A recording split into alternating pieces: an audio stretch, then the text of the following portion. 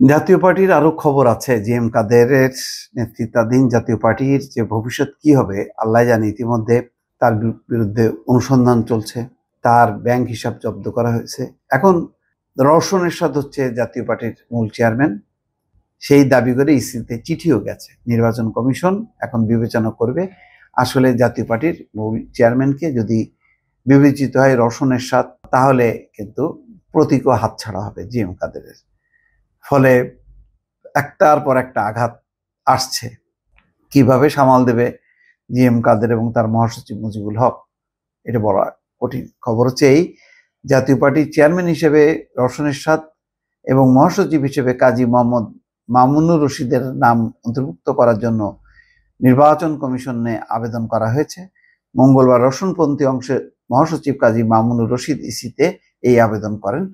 এখন ইসিতে নিবন্ধিত এই দলটির চেয়ারম্যান হিসেবে জি এম কাদের এবং মহাসচিব মুজিবুল হকের নাম আছে।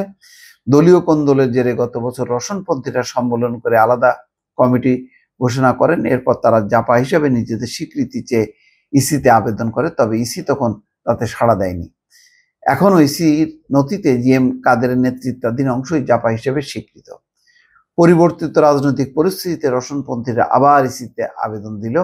ইসির সচিবালয়ের অতিরিক্ত সচিব এ.কে.এম. আলী নেওয়াজ সাংবাদিকদের বলেন, তারা এই আবেদন পেয়েছেন, তবে এখনো পরীক্ষা নিরীক্ষা করে দেখা হয়নি এটি আইনগতভাবে কতটা যৌক্তিক, গ্রহণযোগ্য বা গ্রহণযোগ্য নয় তা পরীক্ষা নিরীক্ষা করে দেখা হচ্ছে। ইসি বরাবর আবেদন বলছেন যে বিগত সরকারের নিয়োগপ্রাপ্ত নির্বাচনের কাছ থেকে আমরা ন্যায্য বিচার পাওনা থেকে বঞ্চিত হয়েছি। এখন আমরা দেশবাসীর আগামী দিনের গণতন্ত্র সুসংগত করার আকাঙ্ক্ষার প্রতীক হিসাবে বর্তমান নির্বাচন কমিশনের দ্বারস্থ হয়েছি।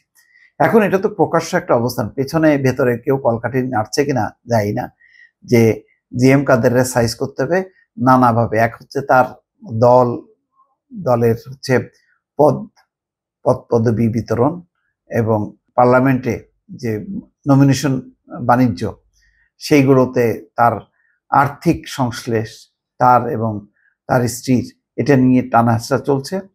এবং যেহেতু বেশ লম্বা লম্বা কথাবার্তা বলতেছেন জি এম কাদের, সরকারও হয়তো বিরক্ত হচ্ছে।